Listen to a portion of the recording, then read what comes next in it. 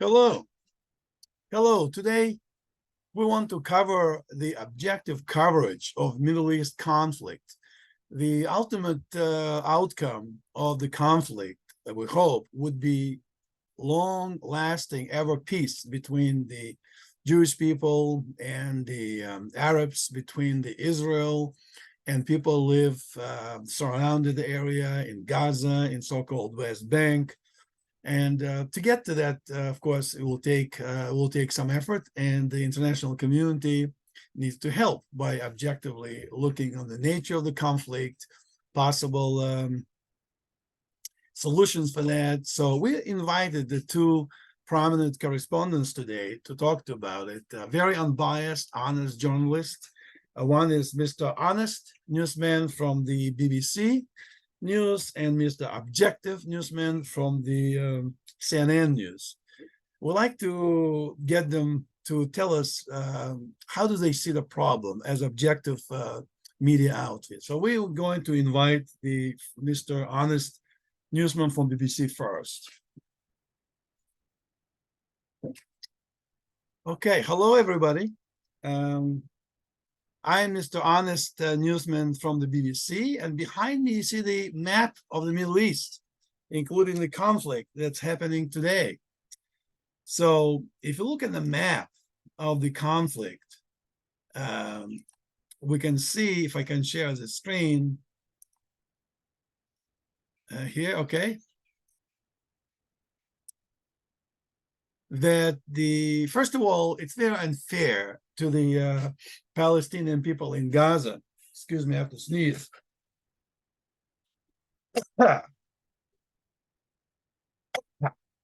Sorry.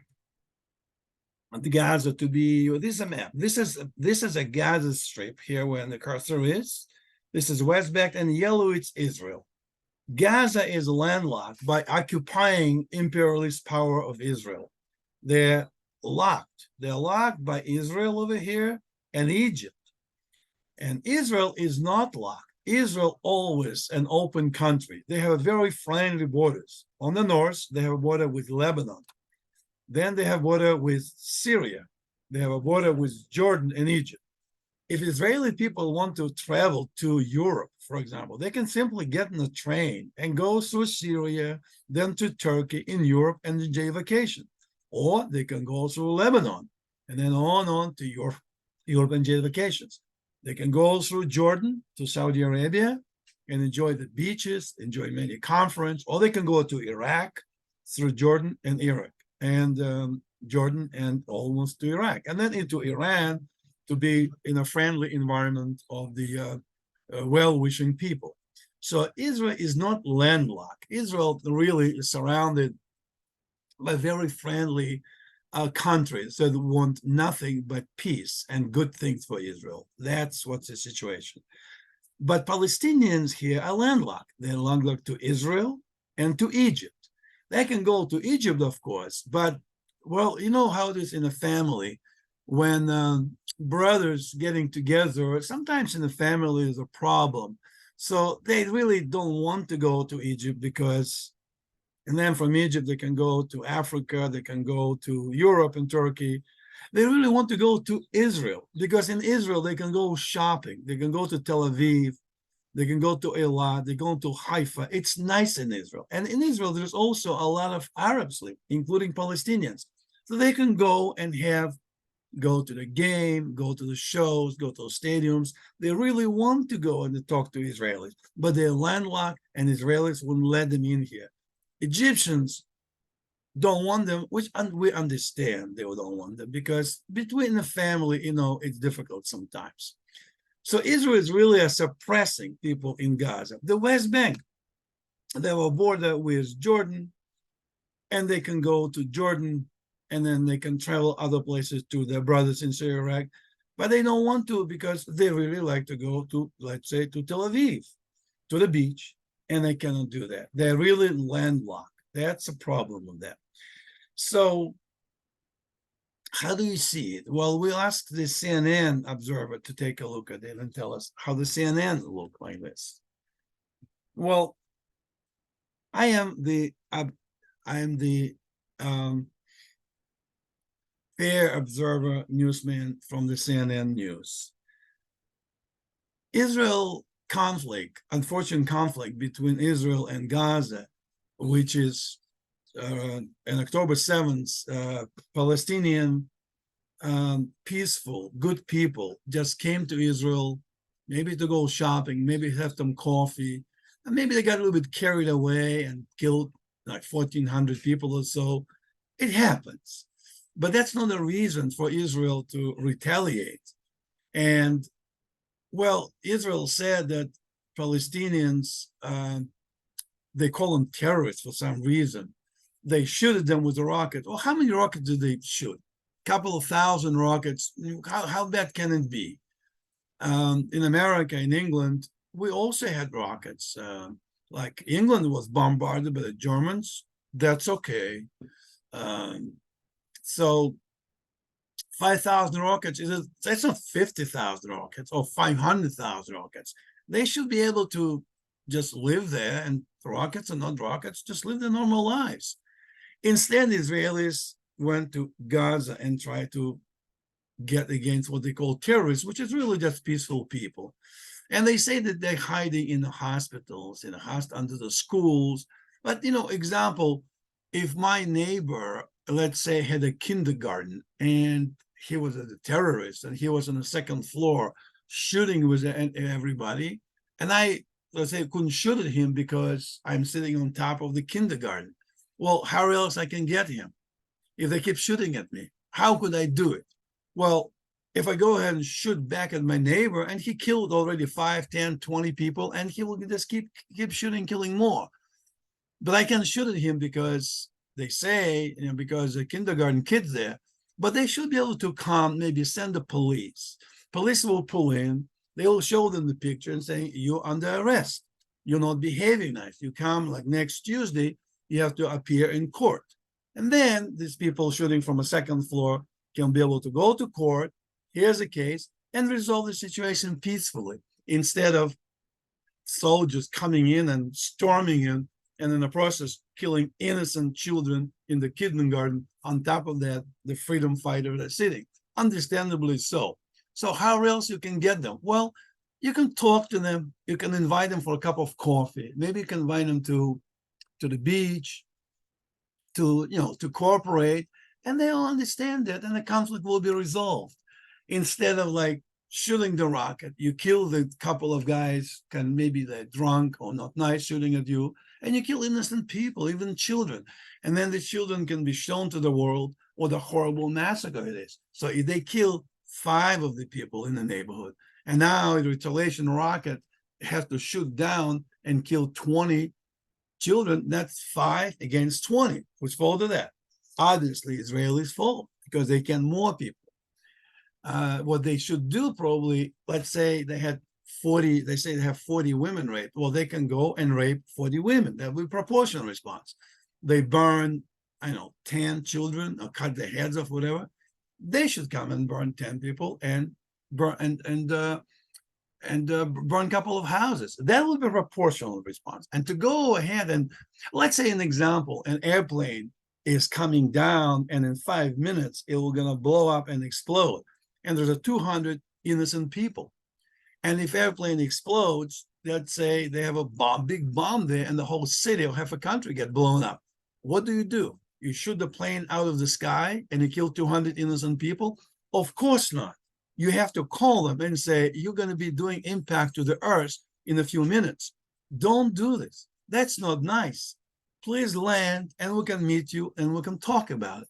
And that will be a normal gesture. But if you go ahead and shoot them, blow them out, you kill maybe 2 people who hijacked the plane, but you also have 200 innocent people. How do you justify that? Is it proportional? And they haven't even killed anybody yet. That's not fair. You need to be able to talk to people. That's the way to do it. Don't blow out the plane out of the air, because it's just not nice. It's barbaric, and the international community, of course, condemn anybody who will do something like that. I'll give you an example just to show in our own history. Let's see, we ask Mr. Honest Newsman from BBC come back. Hi, I'm Mr. Honest BBC Newsman. I'm talking now. Well, give you an example in our own history. When we, during the war, sometimes 50, 60, 70 years ago, we were in war with Dresden, with Germany, and we bombed entire Dresden. But they were not innocent people. They're bad. And how many people,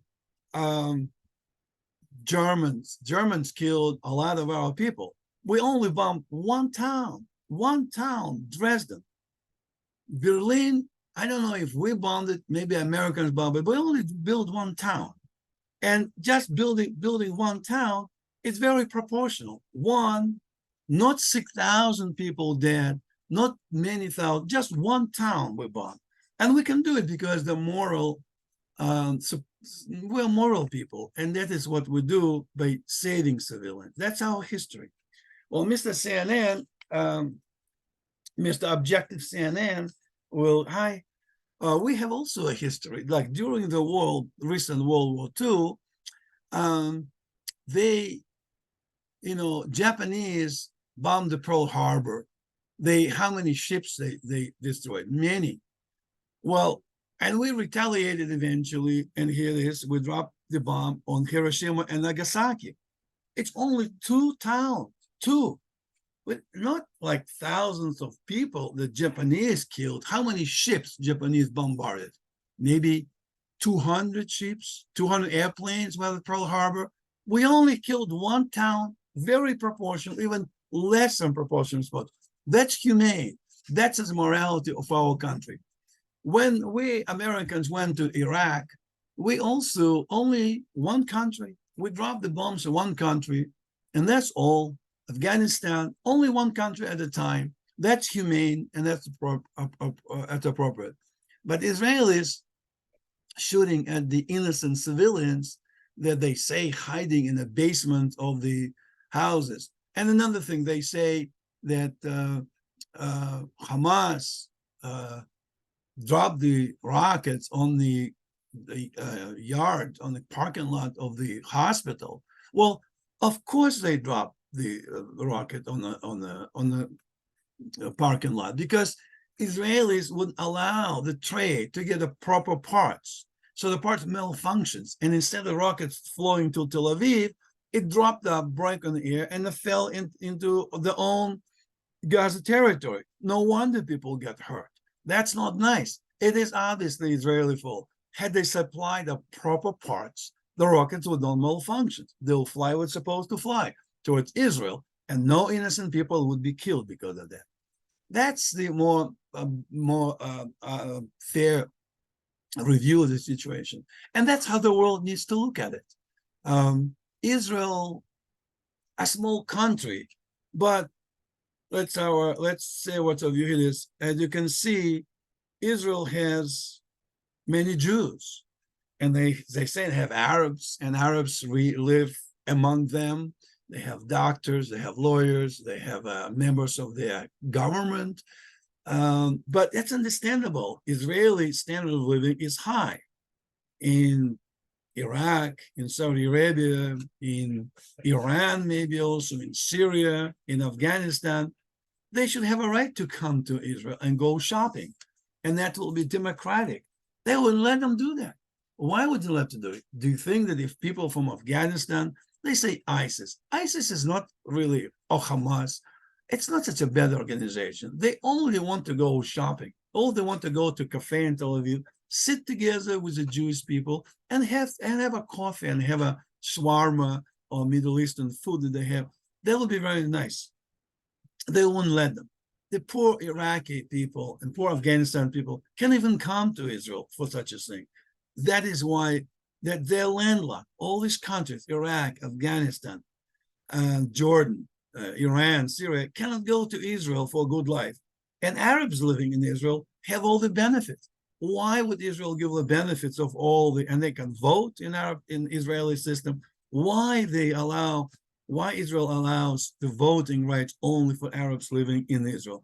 Why would people in Iraq or in Afghanistan also not be able to vote in Israel or come there? They should be able to. It's a democratic world. Everybody is open, calm, and be a part of a country. Turkey, go to Turkey on vacation together. So that is why we want to make sure we show unbiased view to see. And another thing also, the West Bank is really called, south of Bank is Judea and northern is Samaria. Why is it called Judea? Well, let me see if we can ask our expert from BBC, Mr. Honest Newsman. Well, Judea is an Arabic word for Palestine. Palestine is really Judea. And all these stories about King David, King Solomon, all the Jewish history, they call it, it never happened. Even the dinosaurs way back evolved basically were Palestinians. The Jews never been in Israel. The Jews came from Poland. They were born in Poland and they came to Israel. And the reason they call it Judea because it's Arabic word for Palestine. Judea. It's a very Arabic word. Judea. Who are Judeans? Arabs. It's us, Arabs. We're Judeans. And if the Judeans, it's illegally occupied. How can Jews possibly have moral right to occupy Judea? It's illegal.